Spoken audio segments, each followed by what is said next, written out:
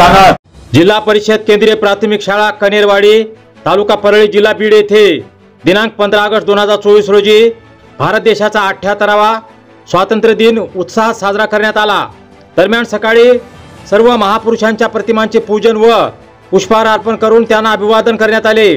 त्यानंतर शाळेचे मुख्याध्यापक श्री शंकरराव कोनेरे यांच्या हस्ते राष्ट्रध्वजाचे पूजन करून ध्वजारोहण करण्यात आले।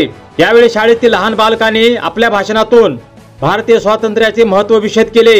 या कार्यक्रमाला मुख्याध्यापक श्री शंकरराव कोनेरे, सोमनाथ विद्यालयाचे मुख्याध्यापक श्री शिंदे, उपसरपंच श्री विजय मुंडे, पोलीस पाटील श्री प्रल्हाद मुंडे, माजी मुख्याध्यापक शिवकांत मुंडे, ग्रामपंचायत सदस्य प्रतिनिधी प्रसन्नजीत रोडे, शाळा व्यवस्थापन समितीचे अध्यक्ष श्री सचिन मुंडे, श्री प्रल्हाद गीते, श्री प्रभाकर गवळी, श्री ज्ञानोबा कंडू कटले, श्री प्रशांत रोडे, श्री विशाल रोडे, श्री पिंटू फड, श्री अंबादास फड, श्री वळसे मामा, शिक्षक श्री बाळासाहेब भोसले, शिक्षिका ज्योती माळुदे, सुरेखा नागरगोजे, यमुना गोपनपाळे, ज्ञानेश्वरी होळंबे, बुशरा सिद्दीकी, लता आरकराव, सीमा रोडे, रोहिणी पिंपरणकर यांच्यासह गावातील ज्येष्ठ नागरिक, महिला भगिनी यांची यावेळी मोठ्या संख्येने उपस्थिती होती।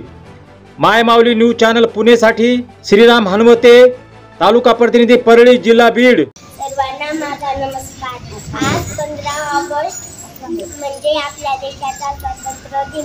तो आपण राष्ट्रीय सण म्हणून साजरा करतो।